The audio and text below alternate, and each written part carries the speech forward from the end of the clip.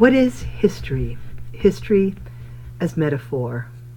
For this week's lecture, I will keep it short and hope that you enjoy the quiz that is for this week on your metaphor of history. And I'm just going to play around with the idea of metaphor a little bit, and I hope that this week allows you some time to work on your bigger projects rather than doing a lot of other extensive reading, and I hope that your projects are going well.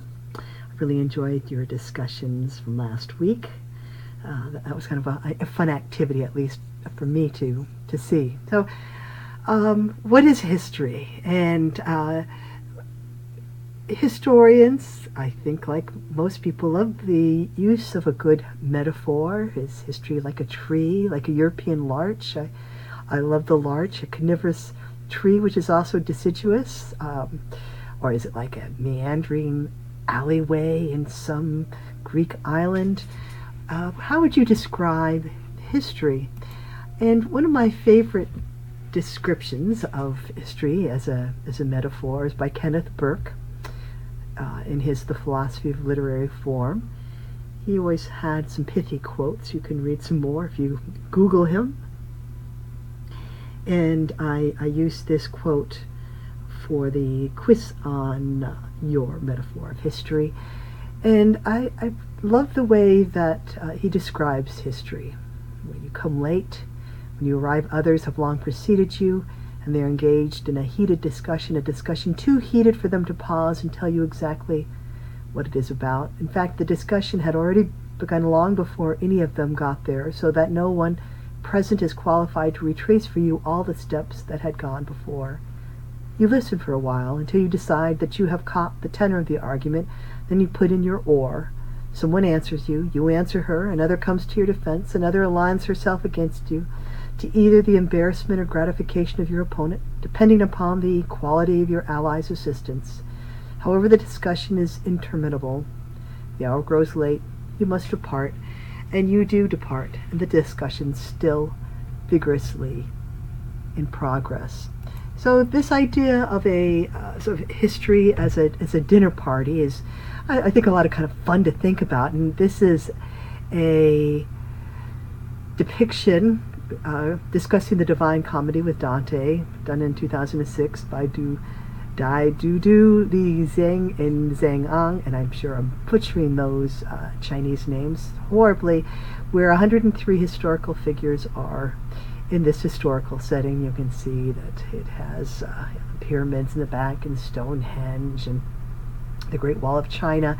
And so you see this massive dinner party of historical figures. You can go online and see who those people are, but you can maybe look at this, enlarge it, and see how many you can come up with. And it's kind of funny, and I love that idea. If you were going to have a dinner party of historical figures, who would you invite and why? And it's been a game that I have played over the years with my friends and family, and I'm sure we all have sort of our favorites of who we would invite and who would not be at our table. That might just have to be another quiz. But certainly Voltaire I would have at my table. I would really enjoy having him at a dinner party, and we'll just keep it there for this point. But there's the idea of a dinner party works very well with trying to figure out history as a metaphor. And I think a wonderful example of that is Judy Chicago, an American artist. Her installation art, feminist art done in the 1970s called The Dinner Party, that was a very large triangular installation of a total of 39 place settings, carefully chosen to depict an important historical woman. And there's also a lot of other symbolic visual elements into this dinner party, and I've put the website down where you can do some more of this, so that this is very much also the dinner party as a metaphor for women in history.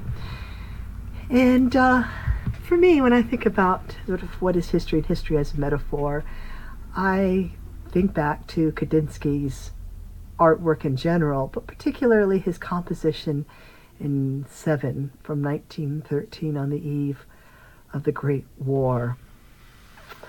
And I urge you also to do some reading about this incredible composition. That it's a very, very complex work.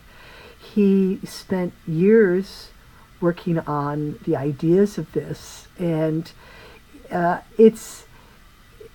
think if you are not somebody who appreciates modern art, you might kind of see it as sort of a mess without meaning. And that's perhaps maybe at first glance what people might think about history. But if you look closely and you think about it, there is very much an elegance and a structure to its composition, and it is also embedded with a great deal of meaning. So I like to think of history is like Kandinsky's Composition 7. What do you think history is like? What is your metaphor? And I look forward to listening to those on your quiz for this week. And I also hope that you're able to get some work done on your projects. And if you have not put in your topics yet within the correct wiki, please do so. And I hope you enjoy this week, and I will be looking forward to your responses.